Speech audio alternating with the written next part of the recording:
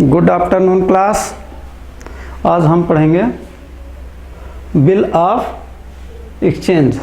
Bills of exchange में पहला हमने लिया है टॉपिक है रिटेंड।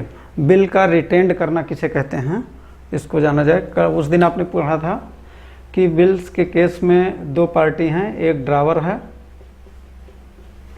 और दूसरा ड्राई।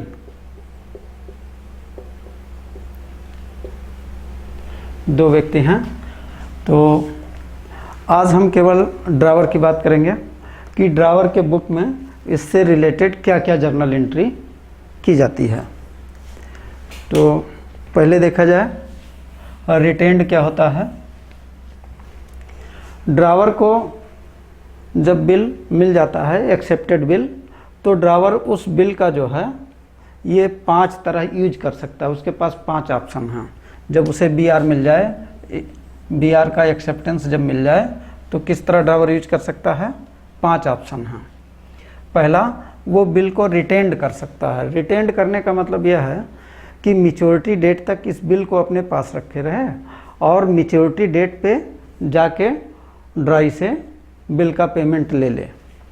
ठीक है, तो इसको बोलते हैं रिटेंड करना। दूसरा है discounting. Discounting of bills. Bill का डिस्काउंटिंग किसे कहते हैं, इसको जाना जाए।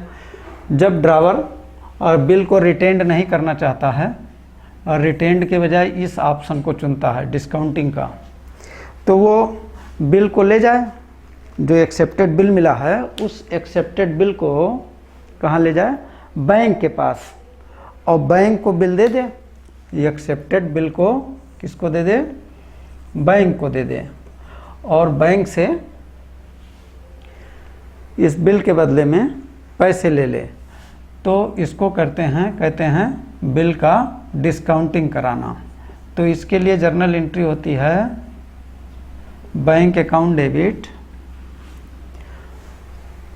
और बैंक जो है डिस्काउंट का कुछ पैसे काट लेता है, तो हम लिखेंगे bank account debit, discount account debit to BR।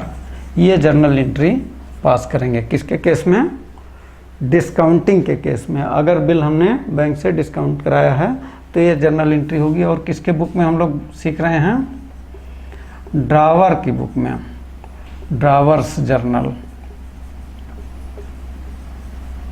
ये ड्रावर के जर्नल में ये एंट्री करेंगे डिस्काउंटिंग से रिलेटेड।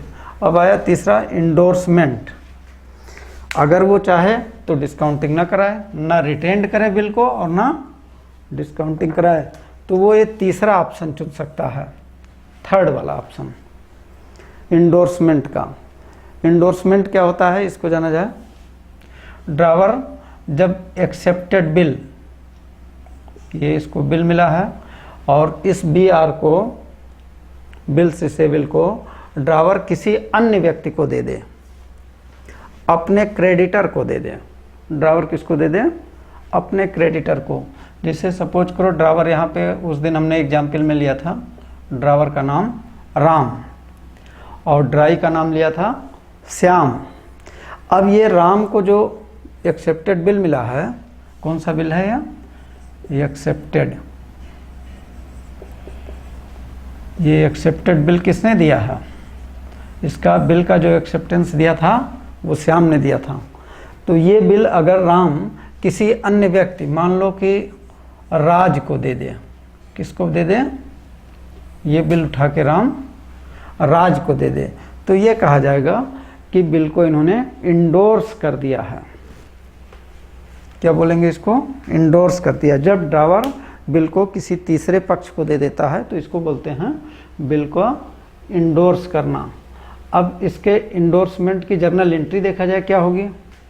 तो इंडोर्स जब करेगा तो इसकी जर्नल एंट्री वो इस तरह से लिखेगा, इंडोर्सी डेबिट। इंडोर्सी यहाँ हमने माना है राज को, इंडोर्सी किसको माना था, मिस्टर राज।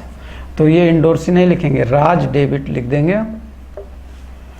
ये endorsee debit to BR account, ये जर्नल एंट्री पास करेंगे किसके यहाँ, ड्रावर के यहाँ ये वाली जर्नल एंट्री पास करेंगे इंडोर्समेंट के लिए। अब मान लीजिए वो ना बिल को रिटेंड करता है ना डिस्काउंटिंग कराता है, तो उसके पास एक ऑप्शन और है, चौथा, कलेक्शन के लिए बैंक में जमा कर सकता है। किसके लिए जमा कर सकता है, कलेक्शन के लिए। कलेक्शन में ये होता है कि बिल ले जाके बैंक को दे देता है और कहता है कि मैच्योरिटी डेट पे पैसे कलेक्ट करके मेरे अकाउंट में जमा कर देना। तो बैंक पैसे कलेक्ट करता है ड्राई से और ला के ड्रावर के अकाउंट में जमा करता है।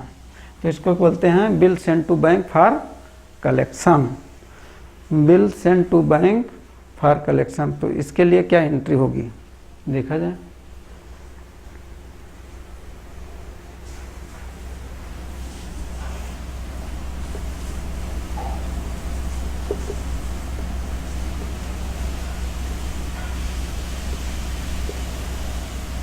सेंड टू,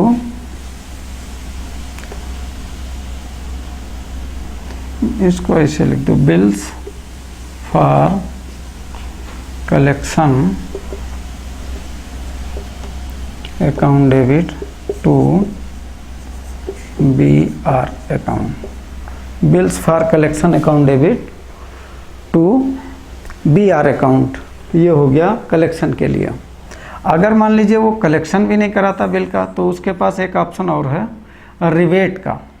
कौन सा ऑप्शन है, रिवेट का। रिवेट क्या चीज़ होता है, ड्रावर वो सोचता है कि बिल को रखे रहेंगे 3 महीना फिर पैसे मिलेगा, या हम बैंक से डिस्काउंटिंग कराएंगे तो भी कुछ पैसे हमारे कट जाएंगे। किसी को इंडोर्स भी नहीं करना चाहता, तो उसके पास एक ऑप्शन और है रिवेट का।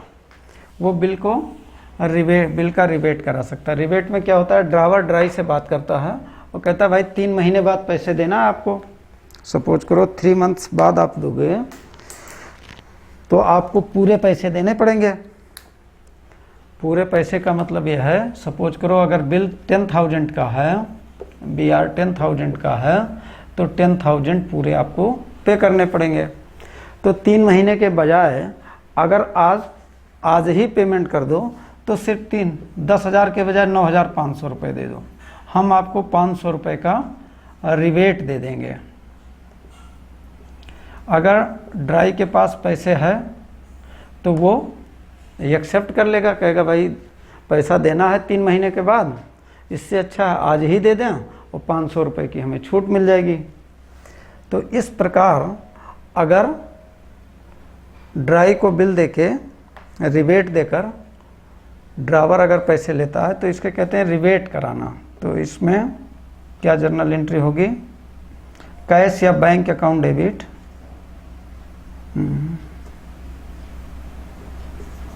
इसकी जर्नल एंट्री हो जाएगी कैश या बैंक अकाउंट डेबिट, और रिवेट अकाउंट डेबिट। रिवेट देंगे तो एक प्रकार का लॉस है, नॉमिनल अकाउंट के अनुसार लॉसेस डेबिट होते हैं।